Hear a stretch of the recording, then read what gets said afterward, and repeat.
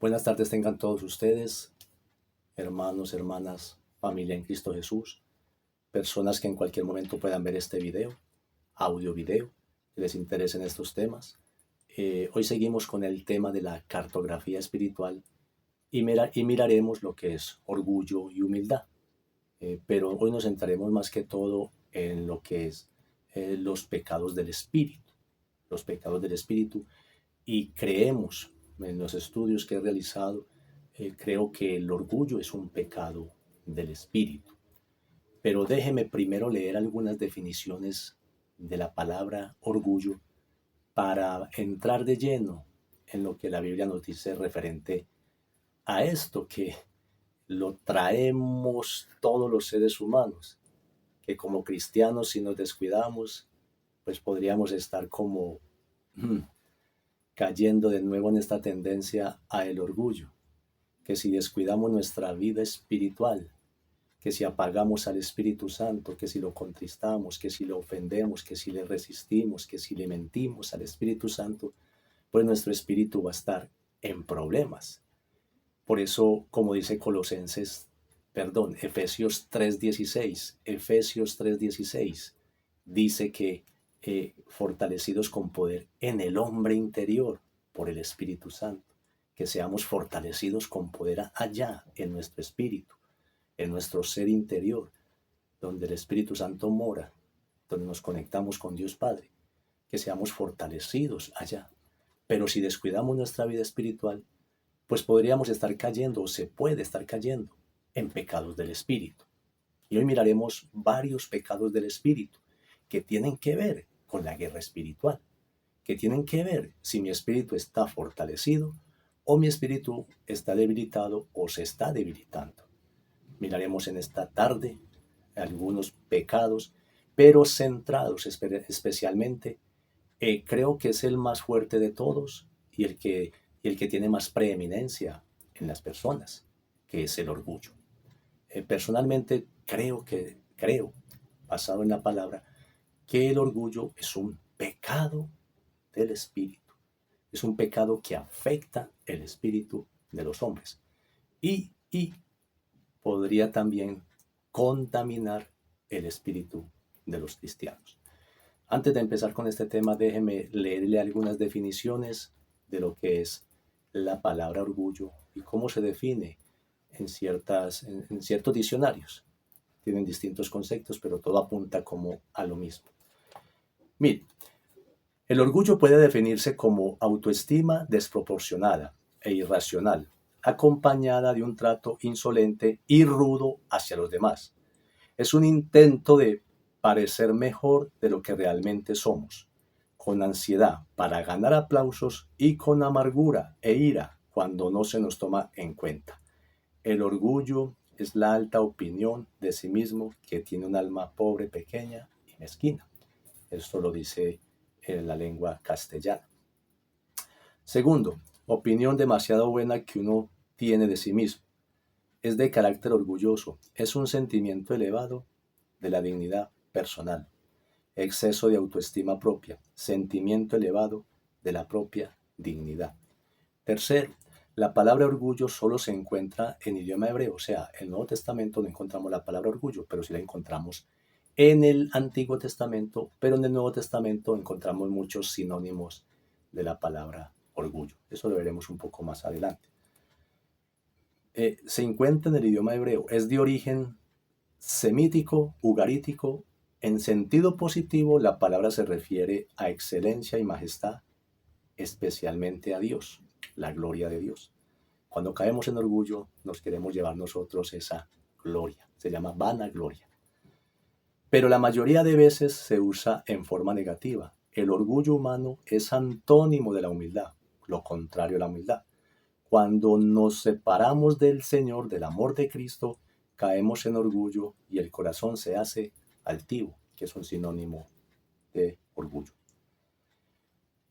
Cuarto, el uso de los griegos con esta palabra, orgullo, significaba para ellos jactarse, generalmente en mal sentido, es gloriarse, de modo que los filósofos encontraban Advertencia contra ello. El orgullo es la actitud básica de los insensatos y los impíos. El gloriarse, el jactarse es incorrecto, porque en él no reconocen a Dios como el dador de todo, sino que nos olvidamos de él y robamos su gloria. Los justos, al someterse humildemente a Dios, tienen la gracia divina y obtienen alta posición ante Dios y alcanzan así la verdadera gloria. Esos son algunos conceptos que tenemos de la palabra orgullo en algunas definiciones. Pero ahora vamos a lo que realmente vamos a mirar en esta tarde, referente al tema de la cartografía de la guerra espiritual. ¿Por qué creo que el orgullo es un pecado, problema del espíritu? Porque en Ezequiel 28 e Isaías 14, pues nos hablan de dos nombres que para mí es la misma persona. En Ezequiel 28 se habla del querubín protector y en Isaías 14 se habla del lucero. Algunos teólogos y buenos maestros dicen que son dos entidades diferentes, pero yo creo que es la misma, pero con distinta función. Hay que mirar la función del querubín protector y hay que mirar la función del lucero. En Ezequiel 28 habla la palabra de la creación del querubín, cuando se creó, cuando fue todo preparado para él. Y en Isaías 14 se habla de su caída. Pero tanto en Ezequiel 28 como en Isaías 14, por ejemplo, en Ezequiel 28, 17 dice que se enalteció tu corazón a causa de tu hermosura. La palabra enaltecer es un sinónimo de orgullo. Y en Isaías 14, 11 dice que a causa de su soberbia fue que él cayó. Y la soberbia también es un sinónimo de el orgullo. Ahora, tenemos que empezar a mirar que aparte del orgullo hay otros pecados que se podrían también desprender de esto, llamado orgullo. Y algo que se desprende muy fácilmente del orgullo es la religiosidad o la religión. Por algo Babilonia es la madre de todo esto, de todas las religiones. Para nadie es un misterio eso. Y en Génesis 3:7 dice que el hombre y la mujer se escondieron de Dios cuando él bajaba al huerto y se hicieron delantales con hojas de higuera. Ahora, ¿qué hace el orgullo? El orgullo hace que las personas se independicen de Dios. Lo voy a mirar, lo voy a hablar a la manera bíblica, porque si hablamos de orgullo a nivel secular, todos tienen un concepto distinto. Hay gente que se siente orgullosa de muchas cosas. Se siente orgullosa y bueno, pero ¿hasta qué punto ese orgullo, esa gloria le puede quitar el primer lugar a Dios? O creer que fue por nuestros propios méritos que lo alcanzamos y no por los méritos de Dios. Entonces me siento orgulloso de. ¿Pero por qué? Si la gloria se la tiene que llevar Dios. Entonces, hay que mirar que cuando caemos en orgullo, lo que pasó con Lucero, con el querubín, se independizó de Dios. Ya quiso hacer todo a su manera. Bíblicamente el orgullo es independencia de Dios. Parece repetitivo, pero en la repetición está la enseñanza. Que nos quede claro que para Dios orgullo es independencia de Él y querer hacerlo todo a nuestra manera. Lo logró el ángel, lo logró Lucero, el querubín lo logró cuando se llevó gran parte de los ángeles. Lo intentó en el huerto del Edén, también lo logró cuando independizó al hombre y a Adán y Eva de Dios, y el hombre y la mujer lo hicieron todo a su manera. Comieron del árbol de la ciencia del bien y del mal, y eso es algo que está marcado en los seres humanos, como los seres humanos en orgullo definen lo bueno y lo malo a su manera. Y como no conocen la Biblia, entonces dice eso es bueno, pero la Biblia dice que es malo.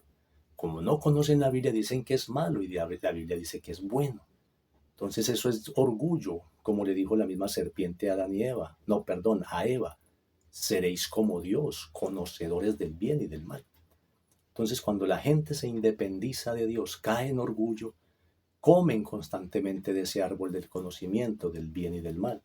Y todo el día, todo en sus vidas es definir lo bueno y lo malo a sus maneras, en su forma de pensar. ¿Qué hace eso? Hace que se vistan de hojas de higuera y se presenten delante de Dios como ellos quieren, como ellos quieren. O sea, la forma más sutil que el diablo se inventó para que la gente crea que Dios los oye son las hojas de higuera, es la religión. Yo no sé cómo lo logró, pero todos somos religiosos. O sea, todos venimos de un trasfondo religioso, tanto los cristianos, porque nos raspan bien raspados, hay un católico allá metido, que de una u otra forma hacíamos todo a nuestra manera, íbamos y nos confesábamos, nos dábamos golpes de pecho y seguíamos con nuestra vida común y corriente. Eso no puede pasar en el cristianismo. Un cristiano no se puede vestir de hojas de higuera, porque si se vista de hojas de higuera está lleno de orgullo, está siendo influenciado por un espíritu muy fuerte que se llama Leviatán, el rey sobre todos los orgullosos. Y se está vistiendo de hojas de higuera, se está arrimando a Dios, se está acercando a Dios a su manera, creyendo que Dios lo oye, creyendo que Dios lo oye, ignorando lo que dice la palabra, que el pecado hace división entre Dios y los hombres, pero que como le dijo Juan, como le dijo el ciego a los apóstoles, a los fariseos, perdón, cuando Jesús le devolvió la vista. Dios no oye a los pecadores, pero si alguno es temeroso de Dios y hace su voluntad, a ese oye. San Juan 9:35 creo. Entonces, el ser humano vive un poco engañado. Lo triste es cuando un cristiano cae en orgullo y cae en religiosidad, que se puede acercar a Dios a su manera. Ahora, ahí ya vemos otro pecado del espíritu, que es la religiosidad, porque las hojas de higuera quieren dar una identidad. Espiritualmente siguen muertos, pero creen que se pueden acercar a Dios a su manera. Ese es el poder que tiene la religión. Por eso hay tantas religiones.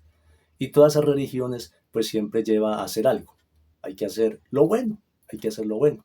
Pero se les olvida que en esa misma naturaleza está lo malo. Entonces pueden hacer un momento cosas buenas, pero después se desbordan en las cosas malas, que van en contra de la ley de Dios. Eso también hace el orgullo, ir en contra de la ley de Dios. Ahora, también hay algo bien interesante, porque cuando Adán y Eva pecan, Dios les dice, ¿quién os enseñó que estaban desnudos? O sea, ¿quién les cambió la mentalidad? ¿Por qué Dios bajaba al huerto como padre? Porque esa palabra enseñar en el original hebreo es la enseñanza de un padre hacia un hijo. No es la enseñanza de un maestro o de un sacerdote, es la enseñanza de un padre a un hijo. Entonces, ¿quién nos enseñó que estaban desnudos? Eso está en Génesis 3:10. Como quien dice, hay otro padre ya para ustedes. Y sí, porque a la serpiente, el diablo, la serpiente antigua, Satanás, hace comer a Eva y a Adán del fruto prohibido, pues prácticamente les cambia su naturaleza. Les cambia su naturaleza. Les corta la vida de Dios. Eso se llama muerte espiritual. Les corta la vida de Dios. Los hace independientes de Dios. Los hace religiosos. Y eso le dio un poder impresionante al yo, al alma, al ego, que es otro punto de vista que yo veo. El ego, el ego recibe fuerzas del orgullo. El orgullo le da vida al ego. Podemos decir, con Cristo estoy juntamente crucificado, ya mi viejo hombre está crucificado, pero cuidado, que cuando caemos en orgullo y religiosidad, le podemos volver a dar vida al ego, al yo, y ese tiene mucha fuerza. Ese tiene mucha fuerza porque era lo que nos dominaba antes de ser cristianos. Entonces lo que pasó con Adán y Eva es que entró otro padre y les dio otro tipo de enseñanza. Y Jesucristo nos trae la revelación de lo que pasó en ese momento. Porque en Jesucristo en Juan 8:44 le dice a los judíos y a los fariseos: vosotros sois de vuestro padre el diablo, y los deseos de vuestro padre queréis hacer. Él es homicida y padre de mentira. ¿Por qué? Porque los fariseos eran muy religiosos, llenos de orgullo y religiosidad. Se presentaban de Dios de cualquier manera, se creían santos y estaban llenos de religiosidad y de orgullo espiritual, que es otra cosa que el cristiano tiene que tener cuidado. No caer en orgullo espiritual, no vestirse de hojas de higuera y estar totalmente alejado de Dios. Jesucristo le dice eso a los fariseos y a los judíos que no habían creído en Él. Entonces, también en Efesios 2:2 dice que éramos por naturaleza hijos de mentira. Hijos de desobediencia. Hijos de desobediencia. Porque al tener un padre de mentira, pues éramos incapaces de obedecer a Dios. Al tener el padre de la mentira, naturaleza, en el espíritu, separados de Dios, pero muy conectados con el enemigo, pues éramos por naturaleza hijos de desobediencia. Y también dice en Efesios 2:3 que también éramos hijos de ira, cosas que nos caracterizaban, cosas que tenemos que tener cuidado, porque si caemos en orgullo, todo esto se va a empezar a manifestar en nuestras vidas. Es más, podemos decir que nos liberaron de la mentira. Nosotros éramos mentirosos por naturaleza, de una u otra forma. Mentiras piadosas, algunos eran expertos en mentira. Hay gente que llega al cristianismo y dicen: la lucha más grande que tengo es con la mentira porque siempre fui mentiroso. Porque es una naturaleza padre de mentira, o sea, éramos hijos del padre de la mentira. Gloria a Dios que nos rescataron de eso y aprendimos a andar en la verdad. Pero también podíamos caer otra vez en esas cosas, porque cuando desobedecemos, ¿a quién estamos escuchando? Cuando obedecemos, estamos escuchando a Dios Padre, pero cuando desobedecemos, estamos escuchando al padre de la mentira. Y eso hace que muchas veces nos llenemos de ira cuando nos quieren corregir o cuando quieren decirnos que volvamos a caminar en justicia. Ahora, ya dije que el orgullo le da vida al ego. Entonces, la función, se podría decir, es esta. El orgullo es la semilla. La iniquidad es la raíz. La rebelión es el tronco. Y los pecados son los frutos, el producto. Todo empieza con el orgullo, que es la semilla, el orgullo. Y ahí sigue la iniquidad, esa tendencia a violar la ley de Dios. Por eso hablamos de pecados generacionales, de iniquidad, porque era como nuestra generación que tenía una tendencia a violar la ley de Dios, y por genética, por epigenética, por temperamento, pues se hereda. Y solamente cuando aceptamos a Jesús y vamos a la cruz, donde muere realmente el viejo hombre, ahí sí nos desconectamos de toda maldición generacional, de toda maldición de iniquidad. La rebelión es el tronco torcido, porque si hay algo que le gusta al enemigo, es torcerle la voluntad al hombre. Y si el diablo le tuerce la voluntad al hombre, ya lo va a desalinear. Es como el eje que conduce nuestra vida, la voluntad. Es como el eje que conduce nuestra vida y la alineamos a la voluntad de Dios. Pero cuando caemos en rebelión, es como si torcieran el tronco y vamos en contra de la voluntad de Dios. Eso se llama rebeldía. Esto se llama rebeldía. Y por último, los pecados, pues es el resultado, el producto de todo lo que hacemos cuando se puede caer en alguna de las tres cosas anteriores. Dios quiera que los cristianos no caigan en esto para que su vida espiritual sea una vida más abundante, más llena de fruto y no tan inestable. Cuando se tuerce la voluntad, la vida cristiana es muy inestable. Es como un carro que tiene el eje malo. Camina, pero muy desalineado. Ahora, Adán perdió en el huerto del Edén. Perdió allá con la tentación de la serpiente. Perdió en su propio territorio. Pero Jesucristo también fue tentado, pero él venció en el propio terreno del diablo, del tentador, en el desierto. Y me llama la atención porque en Lucas capítulo 4 dice que Jesús, lleno del Espíritu Santo, fue llevado al desierto. Y aquí es la parte más peligrosa para los cristianos.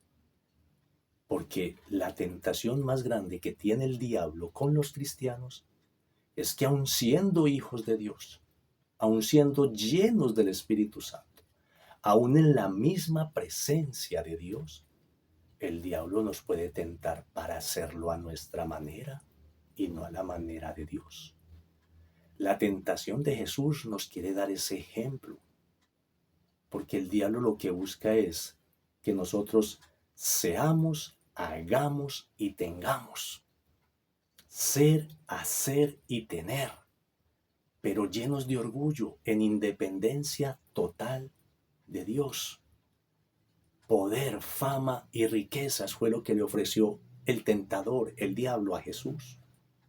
Y también hay cristianos que quieren vivir en esta dimensión y pueden ignorar que en el momento en que más llenos del Espíritu Santo podríamos ser llevados por el Espíritu para ser tentados, para mirar qué vamos a hacer con lo que Dios nos ha entregado, para mirar qué vamos a hacer con esos dones que Él nos ha entregado, porque es a través de los dones que podríamos hacer tantas cosas en esta tierra.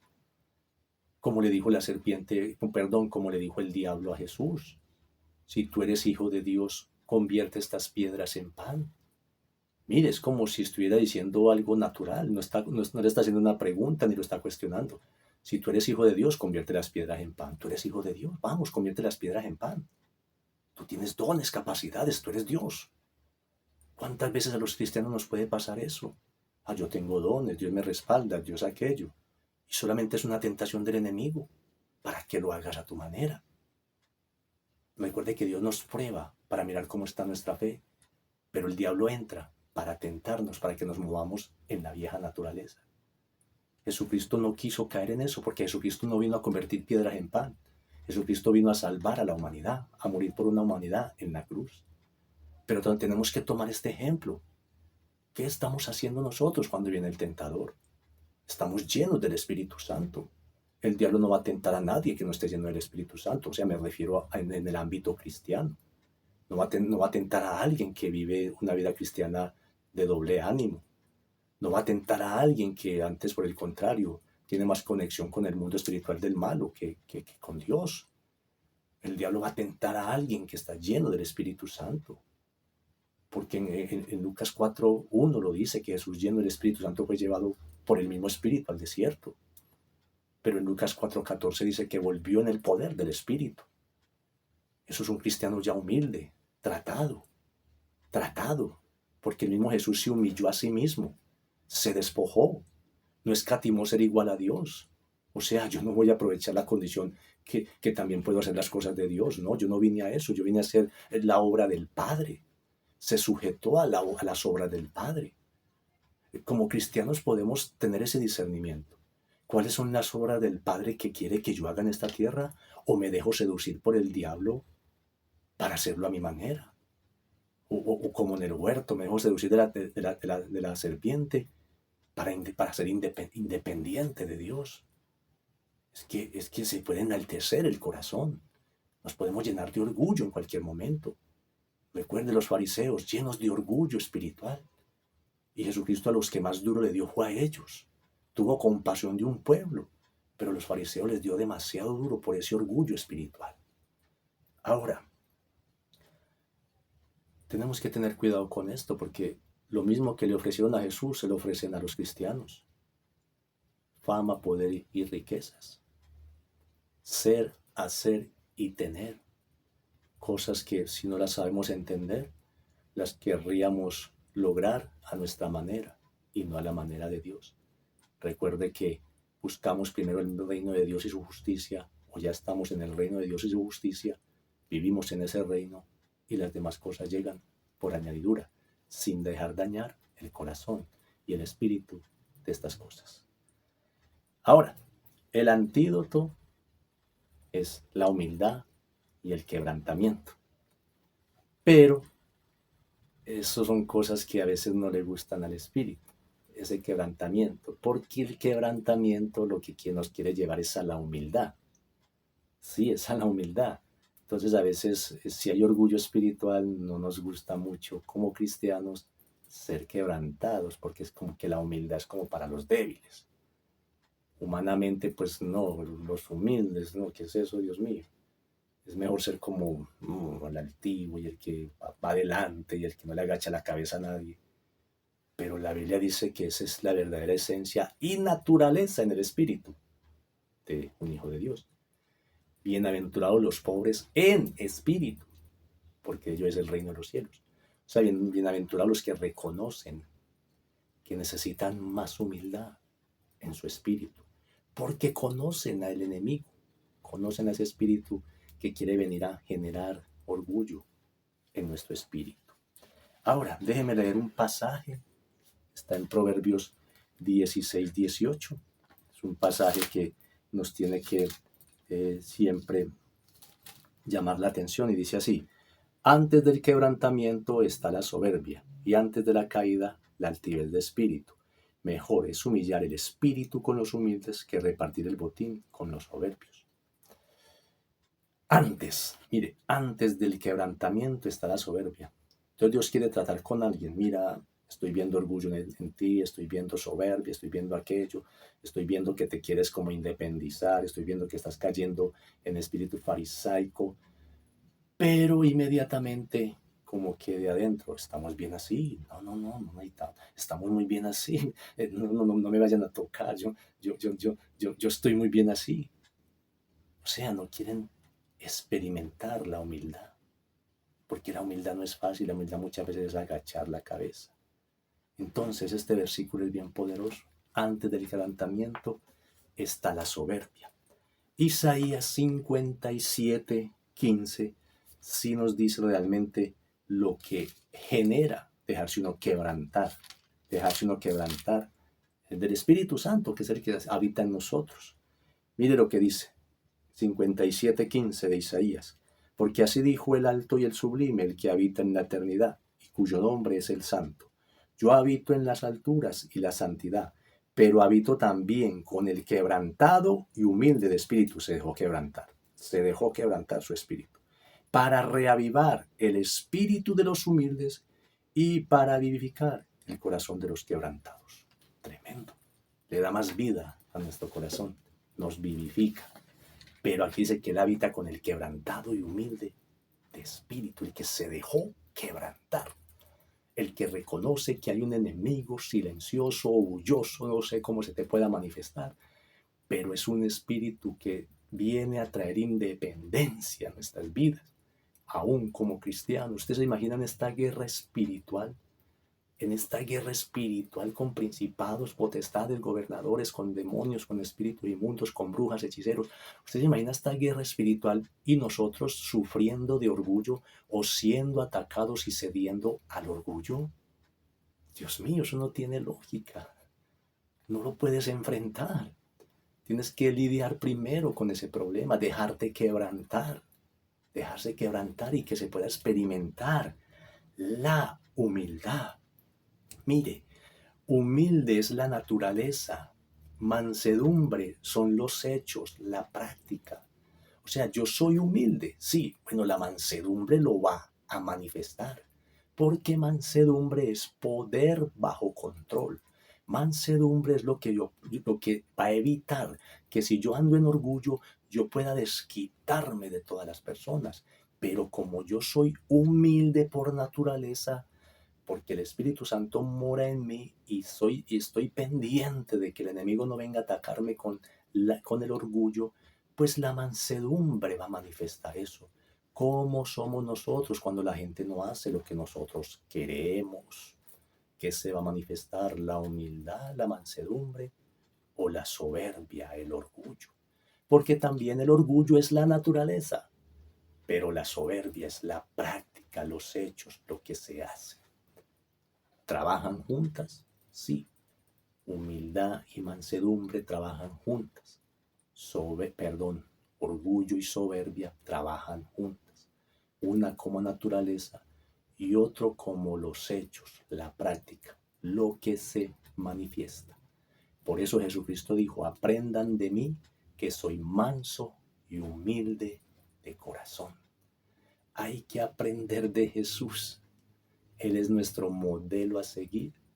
Hermanos, y vivir en humildad es lo único que nos puede salvar de estos pecados del espíritu, que empiezan con el orgullo, continúan con las hojas de higuera, donde tiempo pasado pues teníamos un padre de mentira que nos hacía vivir en mentira, éramos hijos de desobediencia, hijos de ira, pero gloria a Dios que un día nos rescató y podemos estar ahora creyendo que realmente en nosotros se aplica lo de Jesús, porque hemos aprendido a través del Espíritu Santo, porque el Espíritu Santo nos enseña la palabra que es Cristo y nos recuerda esa palabra que grabó en nuestro corazón y en nuestra mente. En esta cartografía de la guerra espiritual, examinémonos bien, para no enfrentar de pronto un enemigo todavía con manifestaciones de orgullo en nuestras vidas. No podemos caer en el juego del enemigo y que sea Dios fortaleciéndonos. Qué tremendo, la humildad nos fortalece. La humildad nos fortalece en esta guerra espiritual. La humildad. Si hay alguien que se presenta humilde en un campo de batalla, va a salir victorioso. Porque si hay alguien que se presenta orgulloso en el campo de batalla, va a salir mal herido. Porque el diablo identifica la humildad y el orgullo. Que seas fortalecido con poder. En esta guerra cósmica que tenemos, se aprenda a conocer al enemigo. Y este Leviatán, rey de los orgullosos, hay que saberlo enfrentar. Si Dios quiere, la próxima semana seguimos hablando ya la última parte o de pronto entrar ya a los niveles del alma, que es la más fuerte. Creo que de las tres áreas, dimensiones del hombre, el alma es la más fuerte. Esperemos a ver si todavía hay algo más para aportar al área del espíritu, o si alguien tiene alguna pregunta del espíritu, o profundizar más en el área del espíritu del hombre, pues lo haríamos, si no pasar al área del alma, que es la que decide. Ahí es donde realmente se decide qué vida cristiana estamos viviendo. Dios les continúe bendiciendo grandemente y si Dios quiere nos vemos la próxima semana. Bendiciones.